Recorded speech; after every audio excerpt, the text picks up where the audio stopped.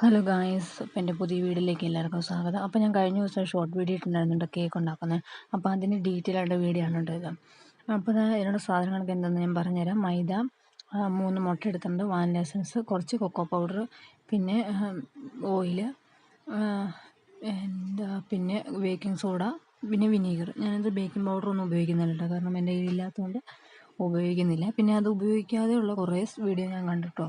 ഞാൻ കൂടുതലും കാണുന്നത് ചിക്കൂസ്റ്റൈൻ ആ ഒരു വീഡിയോ ആണ് കേട്ടോ. അപ്പോൾ ഞാൻ 3 മുട്ട ഒരു പാത്രത്തിലേക്ക് പൊട്ടിച്ചൊഴിച്ച് കൊടുത്തിട്ടുണ്ട്. അപ്പോൾ ഇതിലൊന്നും വെള്ളമില്ലാത്തതായിരിക്കണം. അപ്പോൾ നമുക്ക് നന്നായിട്ട് ബീറ്റ് ചെയ്യാൻ പറ്റുള്ളൂ കേട്ടോ. അപ്പോൾ ഞാൻ ബീറ്റർ വെച്ചിട്ടല്ല ചെയ്യുന്നത്, ഇതുപോലെ വിസ്ക് വെച്ചിട്ടാണ് ചെയ്യുന്നത്.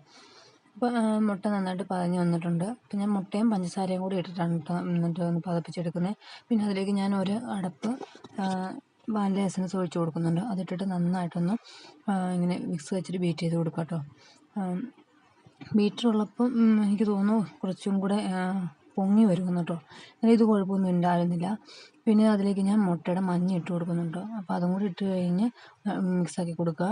അപ്പോഴത്തേക്കും നമ്മുടെ ഒരു ബാറ്ററിന് ഒരു ഒരു യെല്ലോ കളർ വരും കേട്ടോ. ഇനിയിപ്പം ഇതിലേക്ക് ഞാൻ മൈദയും കൊക്കോ പൗഡറും കൂടെ ആണ് മിക്സാക്കി വെച്ചേക്കുന്നത്. അപ്പോൾ ഇതിലേക്ക് കുറച്ചായിട്ട് ഇട്ട് കൊടുക്കുക. അപ്പോൾ പെട്ടെന്ന് ഇട്ട് കഴിയുമ്പോഴത്തേക്കും അത് മിക്സാകാൻ ശരിയാവില്ല കേട്ടോ. അപ്പോൾ ഇതൊക്കെ ഞാൻ യൂട്യൂബ് വീഡിയോ കണ്ട് മനസ്സിലാക്കിയതാണ്. അപ്പോൾ ഞാൻ 1-2 പ്രാവശ്യം ചെയ്തപ്പം ഓക്കെ ആയിരുന്നു കേട്ടോ. ഇടയ്ക്കൊന്ന് ഫ്ലോപ്പായി പോയിട്ടുണ്ടായിരുന്നു. അപ്പോൾ ഞാനത് കുറച്ചായിട്ട് ഇതിലേക്ക് മൈദയുടെ ആ മിക്സ് ഇട്ട് കൊടുക്കുന്നുണ്ട്. ജസ്റ്റ് ഒന്ന് ഫോൾഡ് ചെയ്തെടുക്കാം കേട്ടോ. അപ്പോൾ മൈദയും കൊക്കോ പൗഡറും കൂടെയുള്ള മിക്സ് ഞാനൊന്നെടുത്ത് മിക്സാക്കി വെച്ചിട്ടുണ്ട്. ഇനി ഒരു പാത്രത്തിലേക്ക് ഞാൻ ബട്ടർ പേപ്പർ, ഇത് ഞാൻ വീട്ടിൽ തന്നെ ഉണ്ടാക്കിയതാണ് കേട്ടോ. അപ്പം അതിലേക്ക് ബാറ്റർ ഒഴിച്ച് കൊടുത്തിട്ട് നമ്മൾ കുറച്ച് സോഡാപ്പൊടിയും കുറച്ച് വിനീഗറും അതിൻ്റെ ആക്ഷൻ പോകുന്നതിന് മുന്നും നമ്മൾ ഈ ബാറ്ററിലേക്ക് ഒഴിച്ച് കൊടുക്കുക കേട്ടോ. അങ്ങനെ ഒഴിച്ച് കൊടുത്തിട്ടുണ്ട്. ജസ്റ്റ് ഒന്ന് മിക്സാക്കി എടുക്കാമെന്ന് മാത്രമേ ഉള്ളൂ. ഒരുപാട് മിക്സ് ചെയ്യുമ്പോഴത്തേക്കും ഇതിൻ്റെ ആ ഒരു മുട്ടയുടെ ഇതൊക്കെ ഒന്ന് താന്നു പോകാനുള്ള ചാൻസ് ഉണ്ട്. അപ്പോൾ പൊങ്ങി വരാനുള്ള ചാൻസും വളരെ കുറവാണ്. അപ്പോൾ ഞാനൊരു പാത്രത്തിലേക്ക് ഒഴിച്ച് കൊടുത്തിട്ടുണ്ട് കേട്ടോ ബാറ്റർ മുഴുവനും. അപ്പോൾ ഞാനിതിപ്പോൾ ഒരു കേക്ക് ടിന്നിലൊന്നും അല്ല കേട്ടോ ചെയ്തേക്കുന്നത്. അപ്പോൾ വീട്ടിൽ ഉള്ളൊരു പാത്രത്തിലാണ് ചെയ്യുന്നത്. അപ്പോൾ അതുകൊണ്ട് എനിക്ക് വട്ടത്തിൽ ശരിക്കും അങ്ങ് വന്നോന്ന് ചോദിച്ചാൽ വന്നിട്ടുണ്ടായിരുന്നു. എന്നാലും അവിടെ ഇവിടെയൊക്കെ ഒരു മിസ്റ്റേക്ക് ഉണ്ടായിരുന്നു കേട്ടോ. അപ്പോൾ ഞാൻ 10 മിനിറ്റായിട്ട് ഒരു ഓവൻ സെറ്റപ്പിൽ ഒരു പാത്രം ഹീറ്റ് ചെയ്യാൻ വെച്ചിട്ടുണ്ടായിരുന്നു കേട്ടോ. അപ്പോൾ ഒന്ന് ചൂടായപ്പോഴത്തേക്കും അതിലേക്ക് കേക്കിന് ബാറ്ററും വെച്ച് കൊടുത്തിട്ടുണ്ട്. പിന്നെ ഇതൊക്കെ കഴിഞ്ഞിട്ടുള്ള മെയിൻ പരിപാടിയാണ് കേട്ടോ ക്ലീൻ ആക്കുക. അപ്പം ഇപ്പം തന്നെ ഇനി ക്ലീൻ ആക്കണം. ക്ലീൻ ആക്കി ഇടുവാണെങ്കിൽ പിന്നെ ത്തേക്ക് വെക്കാറില്ല കേട്ടോ. അപ്പോൾ നമ്മുടെ കേക്ക് ഇവിടെ ആയിക്കൊണ്ടിരിക്കുന്നു കേട്ടോ. പിന്നെ ഞാൻ ഈ ഒരു വിപ്പിംഗ് ക്രീമാട്ടോ മേടിച്ചത്. ന്യൂ ടോപ്പിൻ അതിൻ്റെ ഇതൊക്കെ ഞാൻ ആദ്യമായിട്ട് കാണുന്നു കേട്ടോ. ഞാൻ ഇതുവരെ വിപ്പിംഗ് ക്രീം ഒന്നും ഫിയോണയുടെയോ അങ്ങനെ ഒന്നും ഞാൻ മേടിച്ചിട്ടില്ല. ആദ്യമായിട്ട് മേടിക്കുന്നത് കേട്ടോ. അപ്പോൾ ഞാൻ പിന്നെ യൂട്യൂബിലൊക്കെ അങ്ങനെ കണ്ടിട്ടുണ്ട് കേട്ടോ. പിന്നെ നമ്മുടെ കേക്ക് ആയിട്ടുണ്ടായിരുന്നു കേട്ടോ. നല്ല സോഫ്റ്റ് ആയിരുന്നു കേട്ടോ. ഞാൻ പ്രതീക്ഷിച്ചതിനേക്കാൾ നല്ലതായിട്ട് വന്നിട്ടുണ്ടായിരുന്നു. അപ്പോൾ നമ്മളിങ്ങനെ ഉണ്ടാക്കിയെടുക്കുക നന്നായിട്ട് വരുമ്പോഴത്തേക്കും ഒരു പ്രത്യേക സന്തോഷമല്ലേ. അതായിട്ട് എനിക്ക് കേക്ക് ഉണ്ടാക്കിയപ്പോഴൊക്കെ കിട്ടിയത്. കാരണം എൻ്റെ വലിയൊരു ആഗ്രഹമാട്ടോ കേക്ക് ഉണ്ടാക്കി പഠിക്കണമെന്നങ്ങനെ. ഇതിൻ്റെ അടിവശമെല്ലാം നല്ല സോഫ്റ്റ് ആയിട്ടുണ്ട് കേട്ടോ. ഇനിയിപ്പോൾ ഇത് 3ആയിട്ടൊന്ന് കട്ട് ചെയ്തിടണം കേട്ടോ. അപ്പോൾ ഒരുപാടൊന്നും ഞാൻ പറഞ്ഞില്ലേ പാത്രത്തിന് ഇതുകൊണ്ടാണ് ഞാൻ ഉപയോഗിച്ച പാത്രത്തിന് നടുക്കുവശത്ത് ഒരു ചെറുതായിട്ട് ഇങ്ങനെ പൊങ്ങിയിരിക്കുന്നുണ്ട്. ഒരുപാട് പൊങ്ങി വന്നിട്ടില്ല കേട്ടോ. അപ്പോൾ അതുകൊണ്ട് ഞാൻ ഒരു തരത്തിൽ 3ആയിട്ടൊന്ന് അത് ലെയറാക്കി കട്ട് ചെയ്തെടുത്തിട്ടുണ്ട് കേട്ടോ. പിന്നെ ഇതിലേക്ക് ഞാൻ ഷുഗർ സിറപ്പും കൂടെ ആഡ് ചെയ്ത് കൊടുക്കുന്നുണ്ട്. പിന്നെ ഞാനൊരു പാത്രം വെച്ചിട്ട് വട്ടത്തിലൊന്ന് ഷേപ്പും കൂടെ ആക്കി എടുത്തിട്ടുണ്ട് കേട്ടോ. അതിൻ്റെ ബാക്കിയാട്ടോ പാത്രത്തിൽ ഞാൻ കാണിച്ചത്. പിന്നെ ഷുഗർ സിറപ്പും ആക്കി എടുത്തിട്ടുണ്ട്.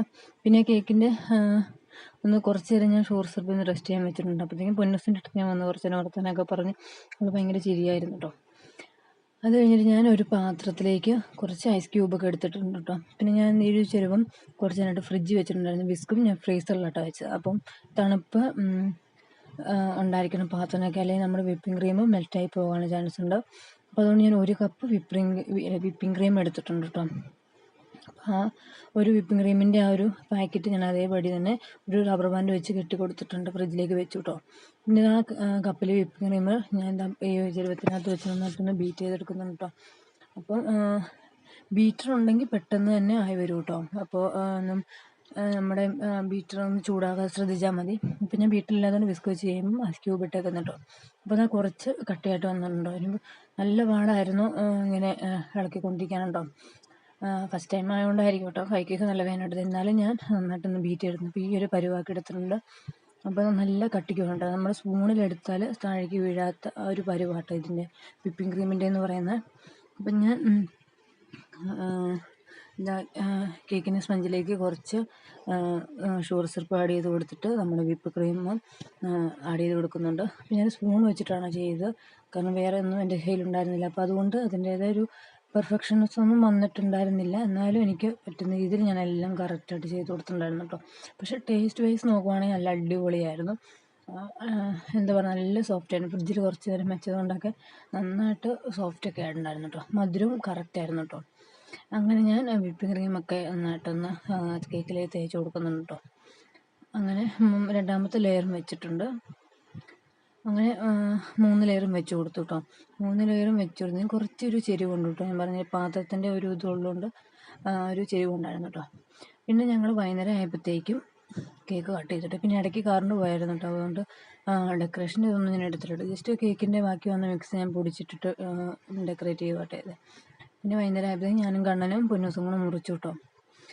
അപ്പം നല്ല ടേസ്റ്റ് ഉണ്ടായിരുന്നു കേട്ടോ. എന്താ പറയുക, അടിപൊളിയായിരുന്നു. എല്ലാവർക്കും ഇഷ്ടമായി, നല്ലായിരുന്നു. അപ്പം ഇത്രയേ ഉള്ളൂ ഇന്നത്തെ എൻ്റെ വീഡിയോ.